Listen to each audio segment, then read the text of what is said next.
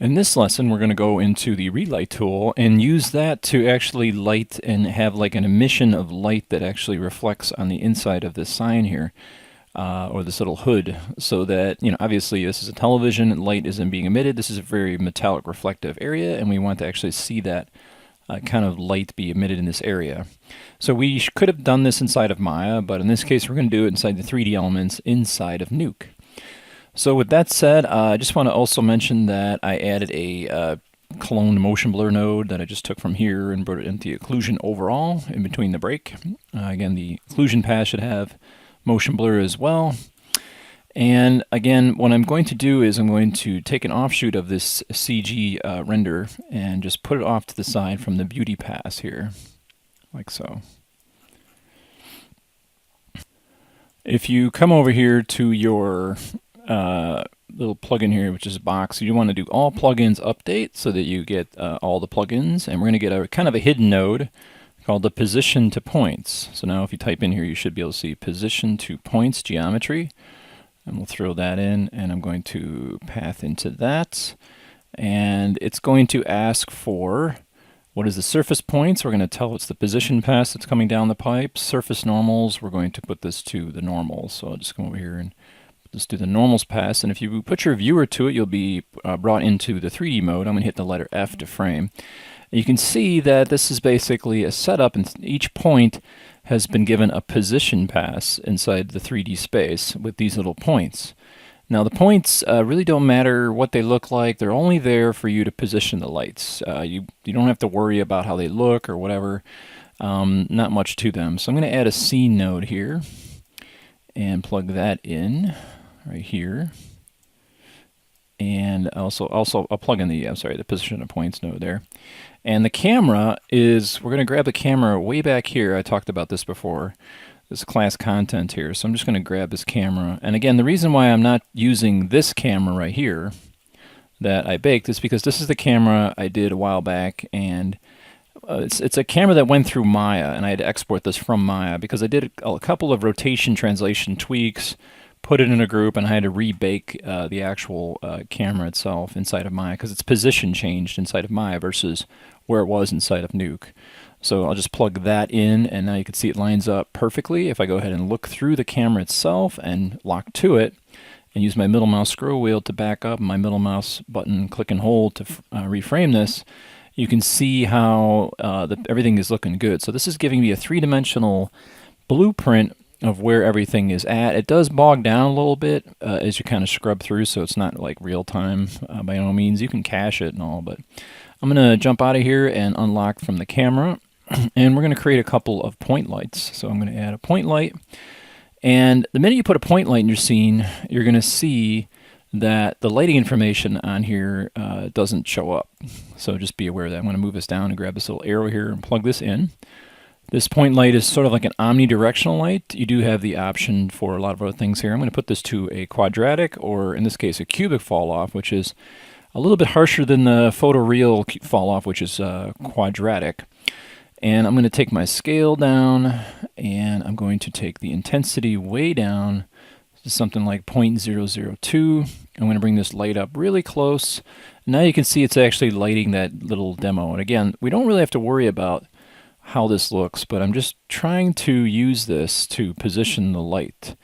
I'm also going to give this light a little bit of a blue tint. So you can see if I click on the color wheel, I can give it a slightly blue tint, which was the color of the scene.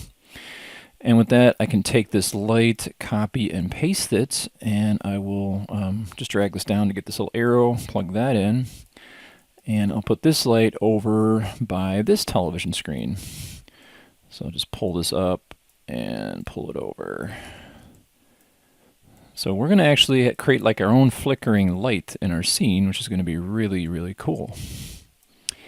Now these things also have the shadows. You can click on cast shadows on these lights. So if you see under shadows, you can say cast shadows, solid, clipped alpha, clip full.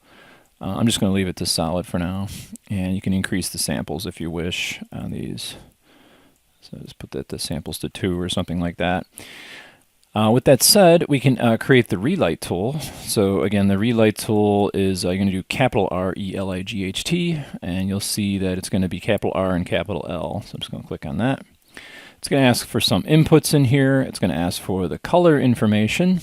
Color information is basically our RGBA information, which I'm going to plug right there. The lights are going to be the scene node. Any lights in the scene node will register into the Relight node. So these two lights are going to be kind of registering that. And you can see we pull this off and we have a cam option here. So I'm going to plug that to the shot cam right there. And let's just organize this a little bit. And then there's going to be another little guy we could pull out right here called the material node. So I'm going to create a Fong. So I'll just capital P-O-N-G. You want the Fong shader. And we are going to plug this into the materials tab. So pull this out and see materials. We plug that in like that. And we are good to go. So let's go ahead and see what we got here. So I'm going to save this and put my viewer to the Relight tool and hit the tab key to go back into the 2D mode here. And let's take a look at what we got. And for some reason, let's see here, I'm going to hit S for settings, make sure everything is looking okay here. And we have to set up the Relight tool, so I'm going to double click the Relight tool, and you can see the normal vectors. It has to be told what's the normal vectors. The normal vectors will be the normal. And the position points will be right here under P for position. So now we have a representation with shadow information as best as you can see. So you can see if I come over here to any one of these lights, let's see if we take this from, cast shadows off and on. Let's see if it's, they still not get the cast shadows to work right here. Let's see here. Yeah, it's a bit weird. I'm still their 3D mode stuff is still a little simplistic. All right. So what we have here in the Fong is just a default specular reality here. So you can see we have emissive. We can actually turn off the diffuse, bring the diffuse down. It's using the normal map data to create the bumpiness that we have here.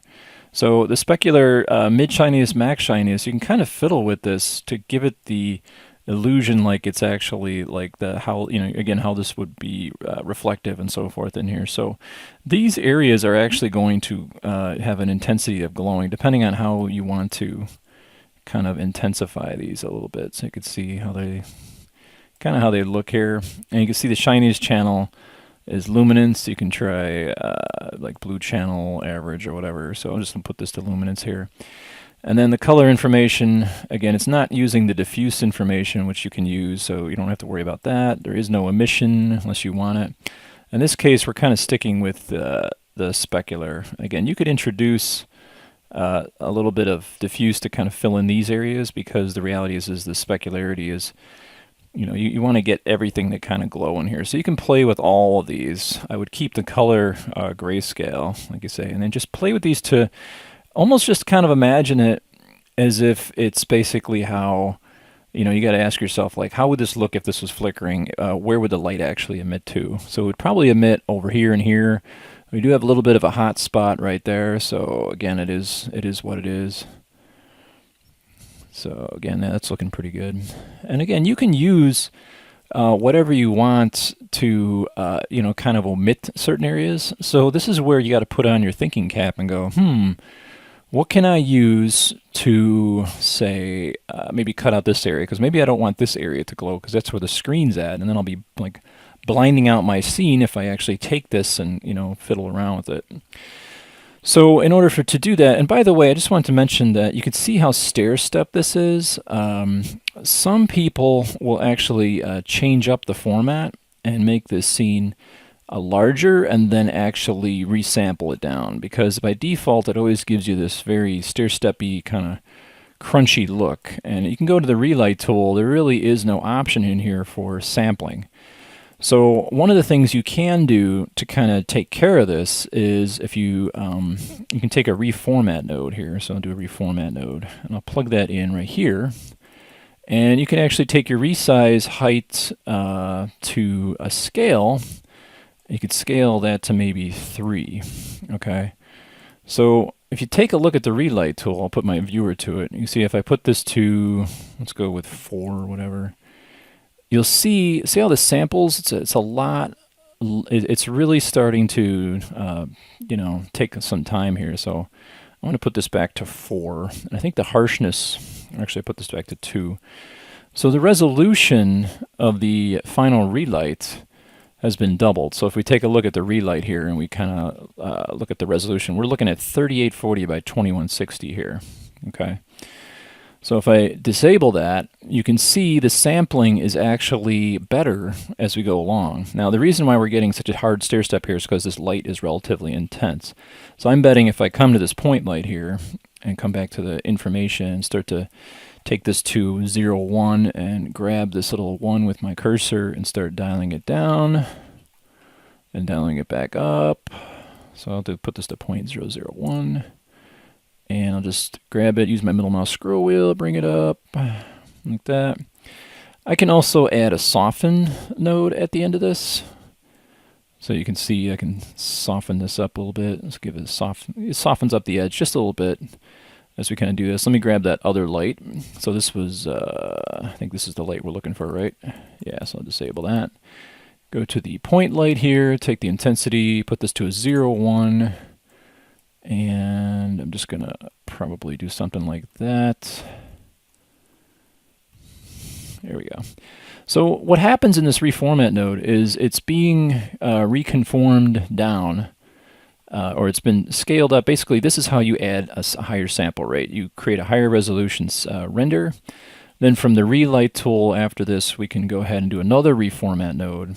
And this will bring it back down to the resolution of what we had before. So you can actually go to to scale, and you can put this back if you wish, or you can just put this to format, which is obviously 1920 by 1080. So you can see we go from, if I take a look at this, right, if I disable this format node, you can see the quality has been dramatically increased in the sampling. Let's see if I can get a good example here. So again, it's good to reformat it, double the size, triple the size if you need to. Render it and then bring it back down to the resolution that you want, and you'll get nice edges that aren't so weird and crispy and so forth. So that's pretty much what we're looking at right here. We have these 2 shots. Let me just make sure everything's rendering. It's going to take a little bit longer to render. I'm just giving you a heads up on this. You can see how long this took. And again, I'm going to come back to my point lights and just add a little bit of a tinge of blue in here. So I'm going to move this towards blue. Grab this guy, move him towards blue. There we go. We can adjust that, pretty much a little bit later. So at this point, it's probably a good idea to duplicate our flickering, right? So we have our flicker node here. I'll clone that. So I'll just do another, where's that clone? Actually, all you got to do is just copy, paste it. And when you paste it, it's already a clone. So just pull that over here. I think it's like Alt-K or whatever to basically make a clone. And you come over here and put that right there. So you can see if we kind of play through this footage here, it's going to take some time because it's rendering each one of these frames. But we should have the same level of flicker going on in this shot. All right, so this time I probably want to add just a little bit of blur in here. So I'll add another blur and soften this up just a little bit. Like that. That's probably a 1.1, just to kind of get it looking pretty nice. In this case, we can now merge this over. So where's the merge going to happen? It's going to happen pretty much, we have the CRT monitors, which are right here, and we want to get this to happen right after. Well, actually, when I think about it, we can put that before. So here is where, if we take a look, here's where the CG is at. Let's kind of follow the pipeline here. So here's this color correction node. Okay, so there's that, and then this screen gets, the actual CG gets added. Give it a second here. Holy mackerel. Yeah, those gray nodes, you might want to disable those. See how long they're taking. So Again, looking pretty good. Now at this point, this is where we can actually add in the image, because this monitor gets overed. So that's probably right here is where we want to add it. So I'm going to hit M for merge, and I'm going to set this to screen, which is going to handle the, it's not going to go too hot in the hot areas. So I'll plug that in right there.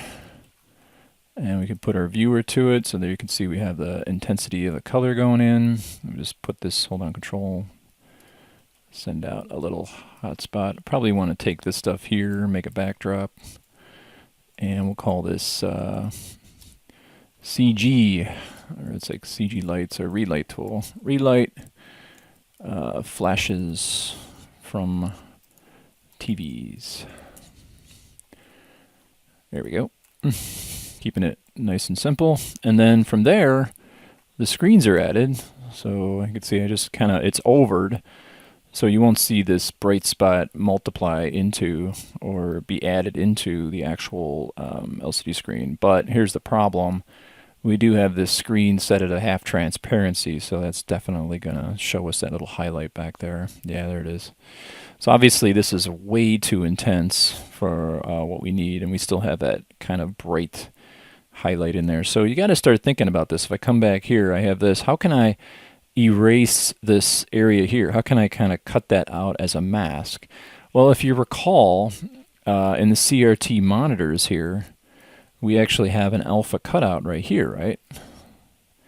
So what I can do is I can shuffle out this. This is where you put on your thinking cap, folks. And I'm going to take the red channel and fluctuate that. So now I have something that I can use as a subtraction operation. And again, I'll try to keep this as clean. Here we are going backwards again. Bad, bad, bad. And I'll just put this somewhere neatly over here. Try to keep this as pretty as possible. There we go. Extend this down. And just before the, let's see here, I could probably put this right about here, right after the reformat node. And we can blend this. I'm sorry, we can merge this.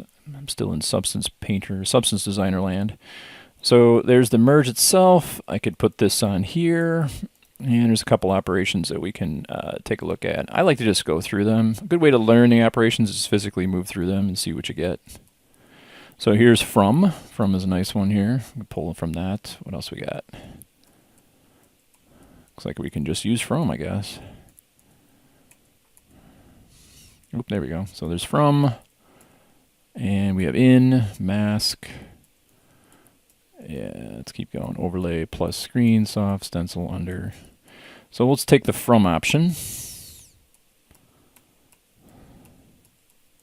Where are you from? There we go. Where are you from? So there's the from option. So now this actually, you know, this now works as a mask. This gets multiplied in, and there you go. And now, again, this is a little too bright. There are a couple of ways you can isolate the intensity of this light. Is one way of just coming here and taking the opacity of your screen down. So you can see I can take this and bring it down and so forth. Let's actually see it with everything added here. So I'm going to go down to my occlusion node here. Here we go. So I'm going to take this off, and now I'm going to start to increase it. So we are getting, you know, this is a little bit concerning because we're getting this kind of shadow here, which kind of doesn't make any sense.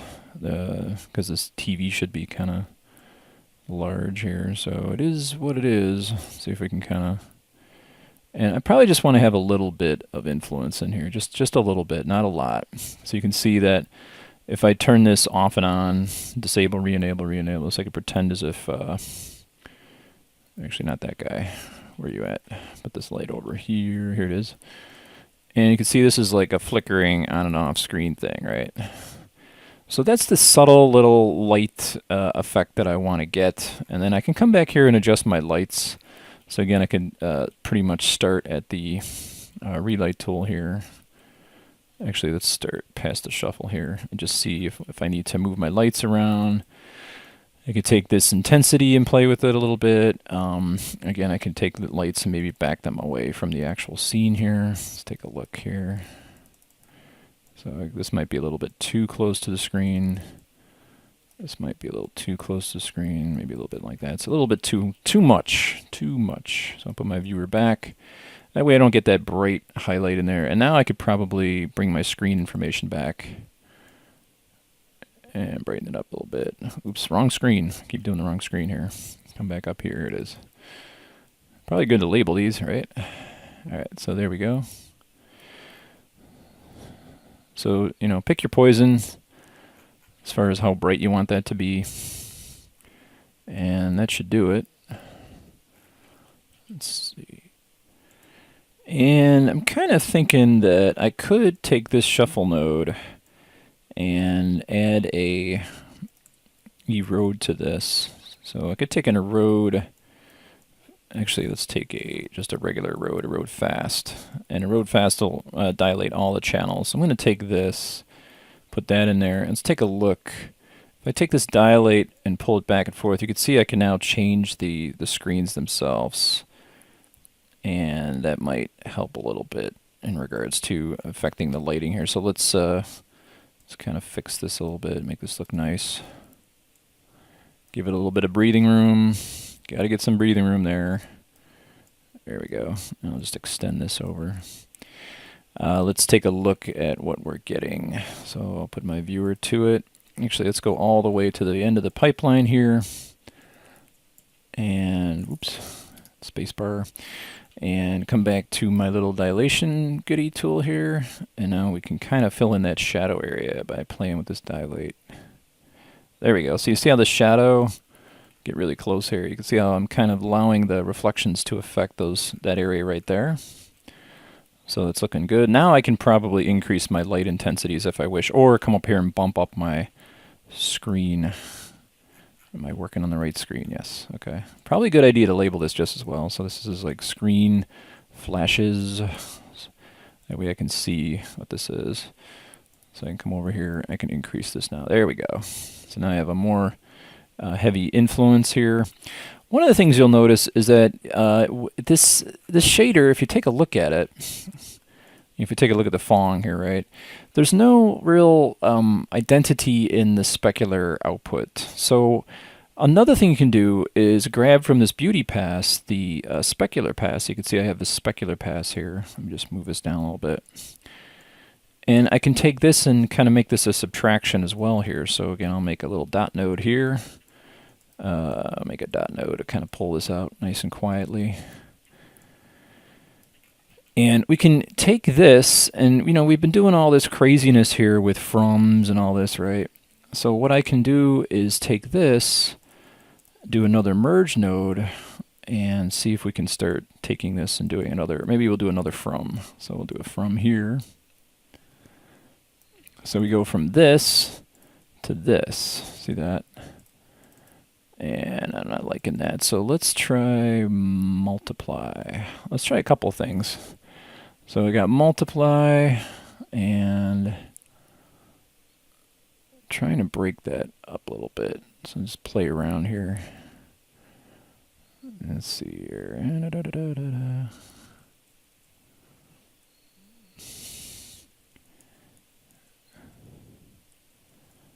Yeah, I'm not seeing anything I like. Let's see here. So multiply. I wonder if I invert this. Let's invert the information like that. So if you take a look now, I have this inverted. That's a little too crazy. Let me adjust the levels. So I'll just make a grade node. Stick it in right there, and see what we can do with this. So if I take this and crush it, and there we go. And if I invert this, see if I can. I'm trying to add shadow in these areas here.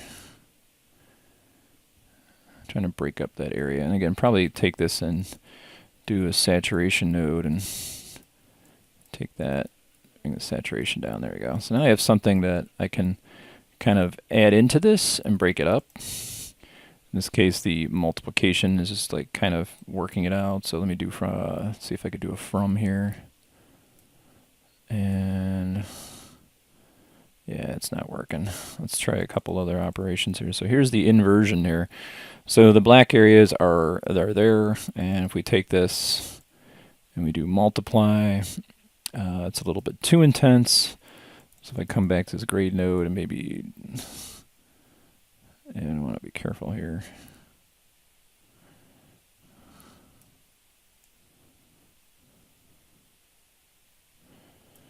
Again, take this multiplier and dial it down. So now I'm breaking up the scene a little bit. And I think my grade's gone haywire. But this is just me trying to break this up. You guys see what I'm doing? I'm trying to break up the specularity here as much as I possibly can, so that when I get down the pipe to the final look, let's go ahead and take a look here. I don't get these areas affected by, it looks like a huge specular highlight here, and I don't necessarily want that. So let's see if I can play around here. And sometimes it's just a matter of just coming in here and trying to see if you can break things up. You can soften things. See, I'm trying to do a little bit of just playing around a little bit. I don't know what I'm doing right now, but I'm just kind of fiddling. And then, of course, you can add a blur to this. So just add a blur. See if I can blur it up a little bit so it's not so harsh. Yeah, it's not doing the greatest job. But you kind of get the idea. I'm trying to break this up just to ever so slight reality. And then, of course, what also is dictating all of our hardships here is the material itself. Just kind of move this out a little bit, get this over here, pull this here, and again, I gotta force myself to try to keep a tidiness, 90-degree angles here, and then just come back to this Phong material and play with it a little bit. You can also plug in a spec map if you want, and that will kind of you can increase the specularity here and so forth. So there's a couple options in here you can kind of play with. So I can dial down the diffuse color here, or not the color, but the diffuse color. Let's see if we kind of play with that a little bit. Increase the specular highlights. Just trying to break that up a little bit. And again, you can see if I disable re-enable here, this is the type of flashes we're going to see. So you got to ask yourself, is that what I want? So I would say this is not working out too good. It's actually taking away. And I'm going to come back to my Phong here and bring back the diffuse. There we go. Add some specularity. Specularity I'm not a fan of. I think I'll just stick with diffuse. There we go. And I'll just increase my flashes so it's a little bit brighter. And again, you'll see, I just disable re-enable just so I can see the lighting effect. It's not going to be that intense, but the flicker will actually kick in a little bit. All right, so before I cache this and take a look at it, because we'll be doing a ton of tweaks on this as we kind of move through here, and I'm going to try to keep this nice and 90-degree-ish here as well. There we go. And the next thing I want to do is just create a quick common tool that you will see in the industry, and that is creating a light wrap. So I'm going to come over here, and you can see if we go down the pipeline here, here's the just as the CG has been added, so here is no CG, or the buildings themselves, and here's this. Between here and here, just before the actual flashes of light are added, I want to add a actual light wrap. So I'm going to make a light wrap, and plug that in. Oops, not light wrap. We want to do light wrap L. Here we go. All right, so this is asking for the A is the alpha object, B is the background. So I hold down Control and just make a little hotkey. So this is the backdrop that's behind the actual CG. A is the alpha object. B is the background just before the merge node where the CG is being added. And if I put my light wrap to it, or my viewer to the light wrap, I can click on Generate Wrap Only, add some intensity. And you can see the light wrap kicking in there. So this is going to wrap around the object. And we currently have it set to you can say disabled luminance based if you want, but generally light will wrap around the brighter areas and it will not wrap around the dark areas. So with this properly turned on, it's replicating real world, so dark areas will not get light wrap. Bright areas behind this thing will actually get light wrap. With that, we can go ahead and merge this and we can screen it over. So I'll take this, and some people tell you don't screen stuff over. I don't know. I prefer to screen it. Some people might do, a max on here, so you can see, like, if I put this, let's see what we get. So if we take this here and disable or enable. Actually, let's put this to screen. Sorry, put that to screen. And you can see it's basically giving us a little bit of light wrap. I don't have much on this light wrap. I have a 2.1 for diffusion. Intensity is at 11. You can increase those a little bit, but I don't think we're going to need them that hot. So you can see it's just kind of helping this background fold into the actual CG a little bit. So you can kind of come around the edges here. And again, you can dial the intensity of this with this right here. So if you feel that's too much, if you get really bright edges, watch it. If you get really dark edges, you don't want that. So probably just a little bit of something. And you do this too much, you're going to get like a diffused look here. So I keep this as just an ever so subtle reality here, like 2.9, 6.5. Looks like a good start. All right, so with that said, let's jump back down to our output here. You can just put it to the right node, I guess. And I will save this. Let's full frame it and see what we got. So that's looking pretty good. You can see the little bit of light that's being affected on there. And let's go ahead and hit play. And when we come back, we will see the cached version of this. So let me put my eye in an out point here. So hit the letter I here. And put this down here, there, and hit play. And again, we have not color corrected anything yet. We have not done anything yet. I mean, this is bare bones, what's commonly called color in visual effects. So it's nothing too interesting. I haven't even upped you can see the blacks are too black. The little blacks need to be lifted. There's so much here that just makes this thing stand out horrifically. These lights are so saturated. So again, we're gonna have a good time kind of messing around with this. All right, so you can see we got that nice flicker going on up here. Everything is in subtleties when it involves Nuke, so just be aware of that. So you can just see it's just, again, maybe a little bit too intense on the flicker, but I think it's doing pretty well. And again, we're about to enter into the color correction stage to match all this and get the shadows working correctly. Right now it's a total mess. So with that said, we're going to end this lesson and move on.